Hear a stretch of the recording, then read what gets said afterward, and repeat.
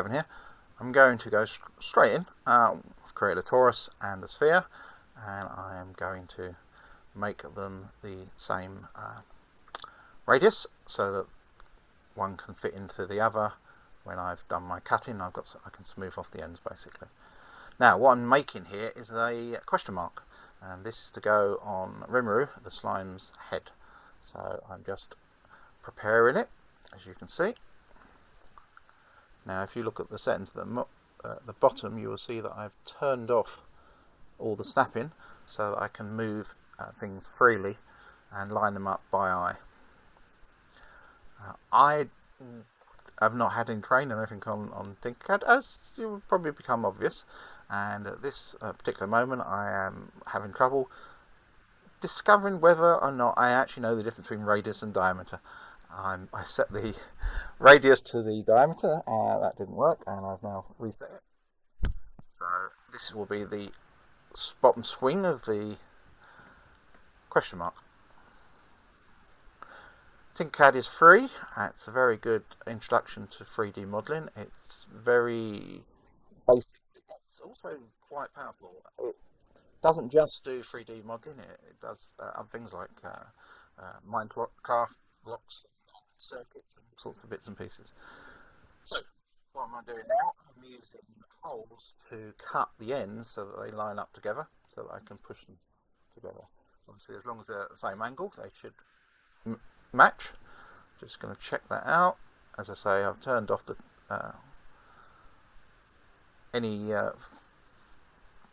form of snapping. I'll get there in the end, and so I can move stuff around freely.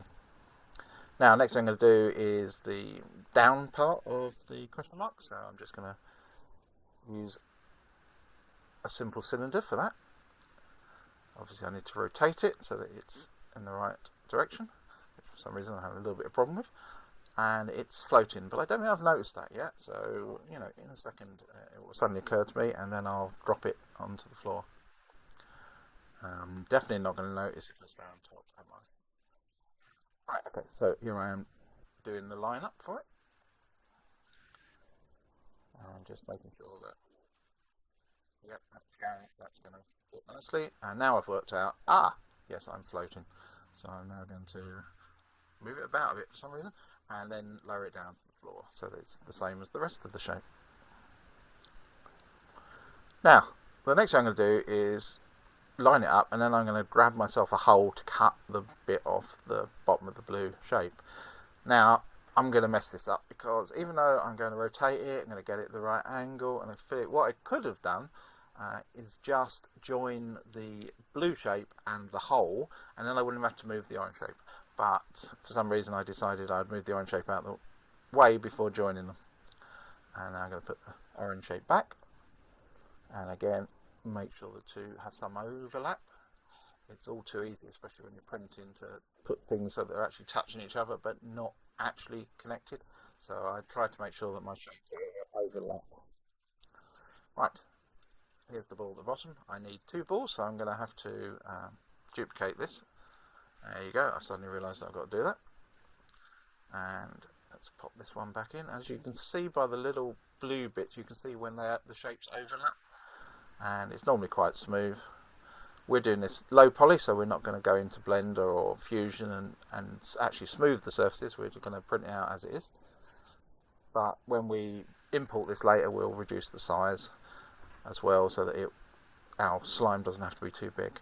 Right, now, obviously this is a 3D shape, but I can't have them hanging there in the air, and in the actual manga and anime, when he's doing the question mark bit, there is a thread between the two that joins it onto his head being his entire body, because he's a slime. So, first thing I did was make it far too thick. I did all the sensible stuff, like raising it up so it would actually be at the right height, and I again lined it up by eye, against the side, make sure they're parallel, and moved it across. But as you can see, it's very unclear where the bottom of the question mark is and where the ball on the question mark is at the bottom. So I made it a bit smaller and raised it up slightly and turned it round again and did the whole lining up, making sure it's parallel, and then moving it across into the shapes. So here we go, spin it around, get the right angle, move it across, pretty good. Let's get a bit smaller on that. Let's just zoom in on the ball. Yep, no, it's fine. I'm now going to make that one shape. And now I will save it. And now I'm off to do the body. Unfortunately, an apology, I forgot to press record. So this is a quick sort of show and tell of how I made the body. Semi-sphere, both the same size. I've overlaid them, raised the, as you can see, the semi-sphere. I've duplicated them, and then made that into a hole. And then I've made a box that the one that I've made into a hole is going to go into. And then I suddenly realised that I need to make the hole slightly bigger than the original, otherwise it's not going to do what I need it to do, and I will show you what that is in a mo. However, I've also not made the box big enough, so it sticks out a little bit, so I need to make the red shape a bit bigger. So I'm moving the original out and making it a bit bigger. Now this is what I call my cake mold technique, where we're going to basically have a shape which another shape can fit into, and it's a hole, so it will cut off anything that's outside of that. Now let's return to the when I realised and I pressed record. So as you can see, I've smoothed off the bottom of this, but other than that it's the same as the one I just made. Now I've gone into squiggle mode, as I call it, and I'm drawing in the eye and the eyebrow freehand. Freehand looks a little bit better on this because obviously it's a cartoon, it's a manga and an anime. So first mistake I made, and you're going to love this one, is I put it up to the eye. The idea was I would duplicate it and then I would mirror it. Unfortunately, I forgot to duplicate it, and so when I go to mirror this, what I will actually do is just mirror the original and not leave a copy. So I had to do it again. So I had to duplicate, mirror, and there you go. Now this is what we need our cake tin for, because what we want to do is neatly make our eyebrows and our eyes only be a little bit sticking out, and we want it to be even sticking out, and we want it parallel to the surface of the semisphere. That's the top of the head. So by putting it in this hole, when we combine them all, the hole will cut off the ends and leave them nice. Lower it to the floor, and there we go. We've got a nice little slime head. I've now got to bring in our earlier piece. So bring in.